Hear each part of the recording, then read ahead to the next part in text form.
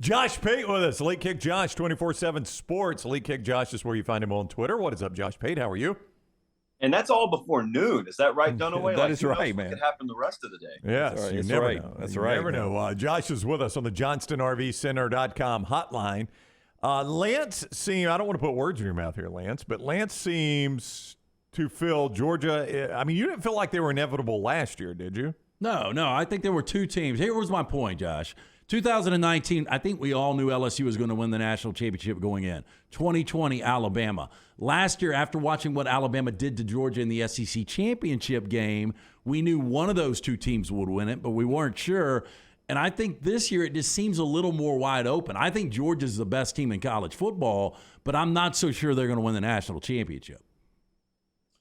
Well, okay, then you and I are on the same page. I think that here's the hard thing to do. The hard thing to do, which shouldn't be hard, but it is hard, is to properly give Georgia their credit and respect and admire them as the definitive number one overall team in the country, while also acknowledging they're not invincible, which in some circles in my home state is taken as disrespect.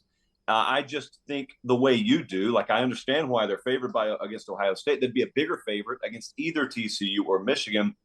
But so I look at this Ohio State-Georgia game, not to get on a tangent down the Ryan Day rabbit hole, but the pressure in that game you would think would be on Georgia. And yet I think it's all on Ohio State because I think it's the biggest game of Ryan Day's career. This doesn't impact Georgia any, but like if that guy were to lose that game, do you guys realize that would mean the last 4 times he's played tier 1 competition?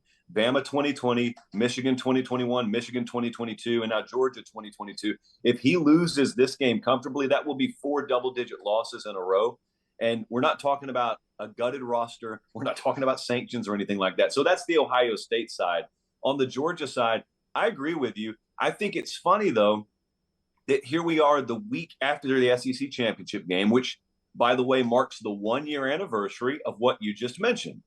Alabama beating Georgia in the SEC title game last year. So that means we are just 1 year removed from Kirby can't win the big one. And we're 1 year removed from it doesn't matter how many games he wins in the regular season or his recruiting rankings, blah, blah, blah, because he can't beat Nick Saban. And then January, they beat Bama, and it's like someone pulled this giant lever in the sport of college football, and everything about everything changed. And now that's a distant memory.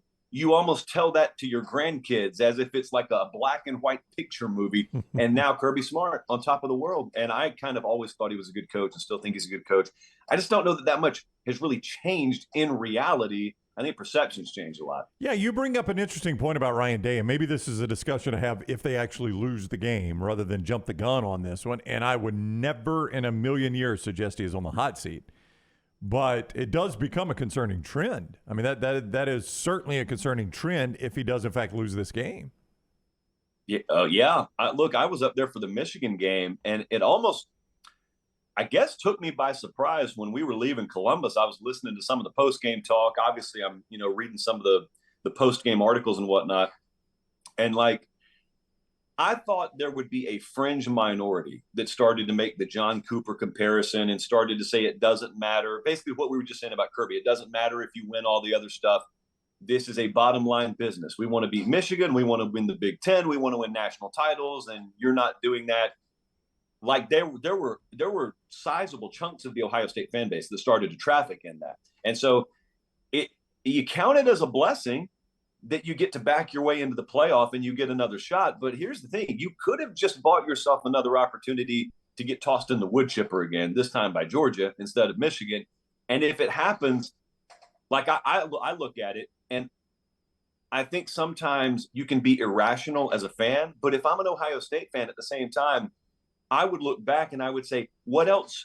What other proving grounds do you have? As the Ohio State head coach right now, if you recruit the way you should here, you're going to be better than everyone in the conference roster-wise. That includes Michigan. And they still are better roster-wise than Michigan. It just doesn't matter on the field right now.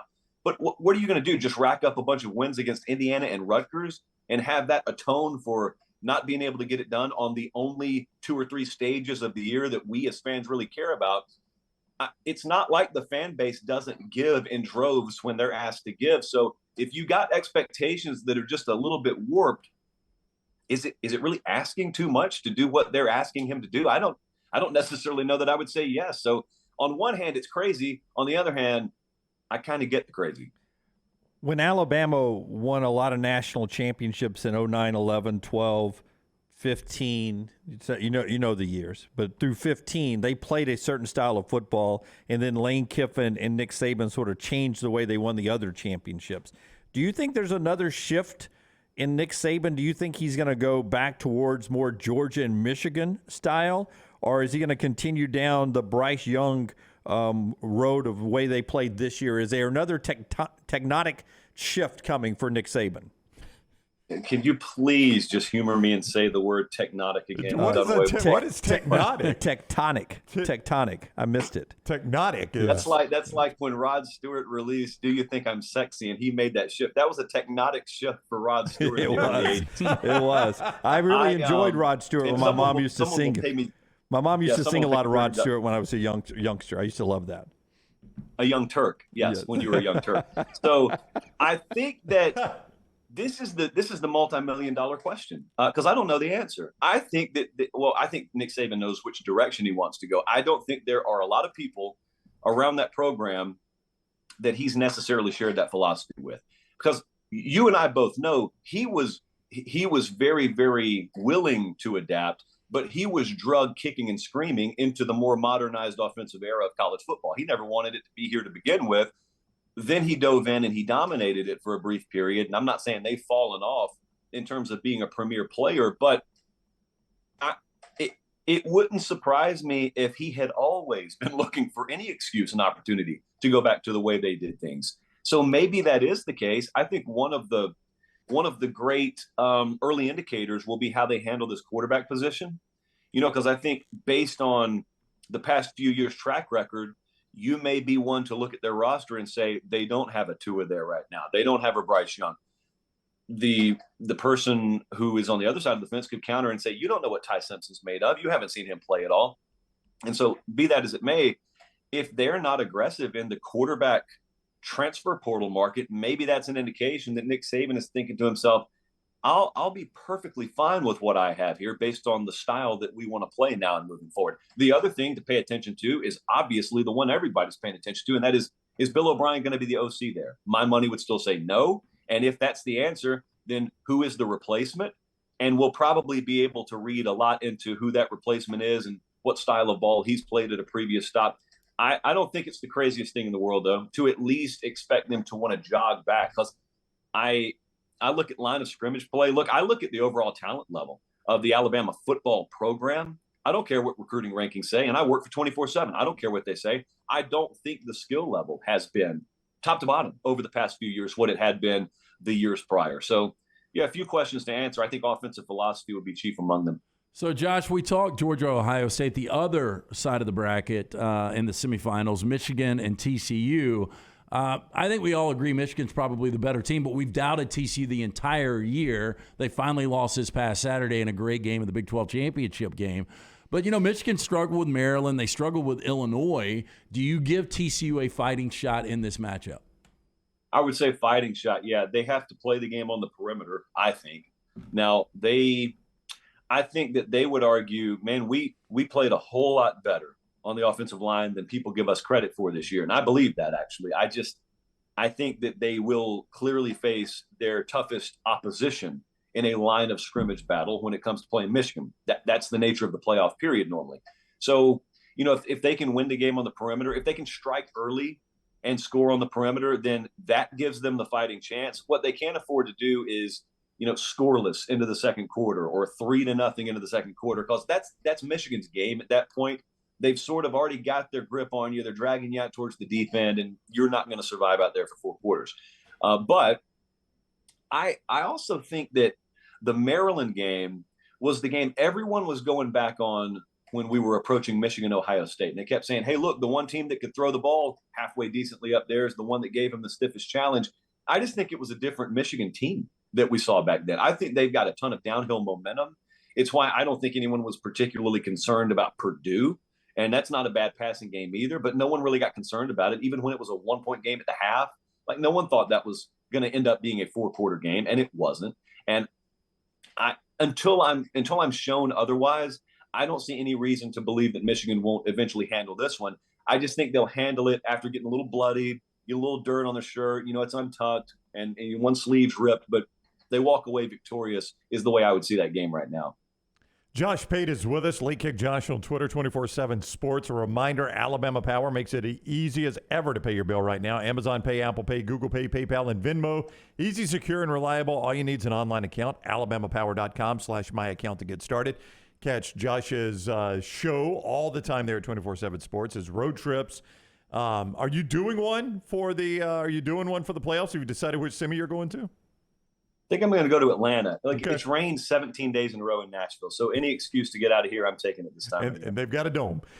So he'll be in Atlanta. He is with us right now on the JohnstonRVCenter.com hotline. TCU is obviously the team nobody talks about here. We say here when we talk about Georgia, Ohio State, what if? We talk about Michigan, can they beat Georgia this time around? What if they have to beat Ohio State twice? TCU is the team that is left out here. Is it valid that we leave them out? Do they deserve more discussion than we're giving them? They deserve as much discussion as you want to give them. I just keep going back. College football is a sport of upsets. The playoff has not been a field of upsets. Not at all. So once we've gotten to this level or this late in the season, it's why I use the term downhill momentum so much. You don't always have downhill momentum in week 7. So we can see that crazy stuff happen in week 7. And it's not out of the realm of possibility, make no mistake, for a 9.5-point favorite to win a game in the playoff. Okay, I'm not suggesting otherwise. What I am suggesting is if they win the game, I don't think any of us are sitting in the post game saying, well, Michigan just didn't show up. It's because you beat them. And if that's what it takes to win that game, I just think I have a clearly superior team in Michigan. So that's not to say crazy things won't happen. It takes a different confluence of events, I guess, in the playoff than it does sometimes in week 4 for that upset to happen. What do you tell the fan base that sits there and watch? I think Texas A&M has 19 people in the portal. Florida has 14. Alabama's got people going to the portal. Can the portal exits be a good thing for your roster? Should I get nervous about it as a fan? What do you warn your fans every night on Late Kick about portal exits? We don't take transfers at Pate State, so I don't tell our fans anything over here because we don't have any kids leave. But I think in the more real sense, you're lying if you say you're not worried about this. Coaching staffs are worried about it. Okay, player personnel coordinators are worried about it. So if you want to be blissfully ignorant of it, I guess that's your prerogative. And quite frankly, you'll live a more stress-free life. But if you care about this stuff, absolutely, you're concerned about it. I don't care if you're an A&M fan, Bama fan, or a North Carolina State fan. You're concerned about it. And then you also start to hear the rumors of big offers being made for guys who aren't even in the portal, which is happening on every street corner right now, figuratively, of course. So, it's a big deal. It's my personal opinion that we're going to deal with a couple of years of this. I think we're going to deal with a couple of years of portal and NIL insanity, and it'll be enough for every head coach worth his salt to raise saying to their conference commissioners, to the point where those conference commissioners realize, wait, we've got billions of dollars on the line here. Everything about the outer skeleton of this sport we've secured through media rights dollars.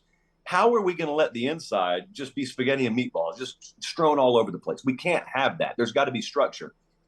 It's not up to the coaches. It's not up to compliance departments. It's not up to anyone other than conferences to get in the NIL game. And the NCAA's got to get out of the way paperwork-wise and allow this to happen. But the day that the Big Ten steps up and says you get 45 or 50 grand a year because you're a scholarship athlete in this conference, and we can easily afford to do it if you run the numbers. If the SEC does that, if the Big 12 does that, it alleviates about 85% of the issue you're dealing with now. Your big-time true star players will always command more than the dollar value that they would get just by being a conference athlete and a revenue sharing agreement.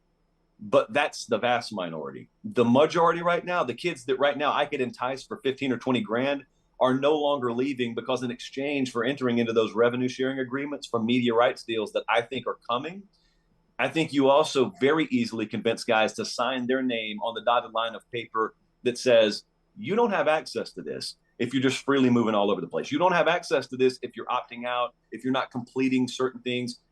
I think that's where we're headed. I just think it's going to take a couple, 3 ugly years to get there. Better chance of winning their conference in the next 5 years. Hugh Freeze with Auburn or Deion Sanders at Colorado? I think it's Deion Sanders at Colorado because I think that the talent pool out there is so volatile right now that Lincoln Riley almost just won it, guys. If Caleb Williams didn't get hurt in that game, we may be talking about Lincoln Riley, Pac-12 champ, college football playoff, less than, what would we say, 8 months removed from people saying there's no way he can do what he's doing out there. Well, he did it. And that's obviously an exception to the rule, but there is no bigger exception to the rule than Deion Sanders. And I've talked to some of our guys and talked to some people in the industry. Like there is right now a flood being held back by a temporary dam of kids 4- and 5-star in nature who are wanting to go out there. So there is no question in my mind he's going to put an elite talent roster together very shortly. That's going to happen. There's no doubt in my mind about that. Now, if you want to question procedure, if you want to question structure and all that stuff, that's fine. No, we don't have a massive case study on Deion Sanders when it comes to being a head coach at the major college level. But if you believe Jimmy's and Joe's can get you 8 or 9 wins minimum a year, they will end up having 8, 9 wins minimum a year. And then it's going to become, do they have the prowess to finish the drill out there and actually end up on top of the conference? I think it's easier to do it where he is than try and do what Hugh Freeze is about trying to do. So for a short TikTok edit, you're telling me you think Deion Sanders at Colorado wins a conference championship faster than Hugh Freeze at Auburn? Okay, I see what you're asking me. How long do you want this? I don't know, but if it's TikTok, I got to dance too, right? Okay. Are you ready? 3, 2, 1. You want to know who is going to put themselves in the most likely position to win a conference? It's not Hugh Freeze. It's not Luke Fickell. It's not any of these new coaches. It's Deion Sanders at Colorado. No question of if he's going to get the players. He's going to get them, and then he's going to win. Wow, it's I impressive. think there was some nice percussion there. No, I like it. I like the it. snapping. Yeah. I can't wait to see what songs Taylor puts with that as well. So Yeah, I've been TikTok famous, so I know about the platform there, Pate. I know whose presence I'm in That's the shadow right. of right That's now. right. Trust me. Million views for me and I'm a dance. going to with go her. shake your tail feather. I right. think that's what she's going to put behind you. Go follow Josh Pate on Twitter at Late Kick Josh. That's where you follow him. Watch his show. You can find it everywhere. His YouTube channel, 24/7 Sports. Just follow him on Twitter. He'll send you out the links and everything there. Josh, it is always fun, man. We greatly appreciate the time. Appreciate it, guys. All right, buddy. Take care. Josh Pate with us on the JohnstonRVCenter.com hotline.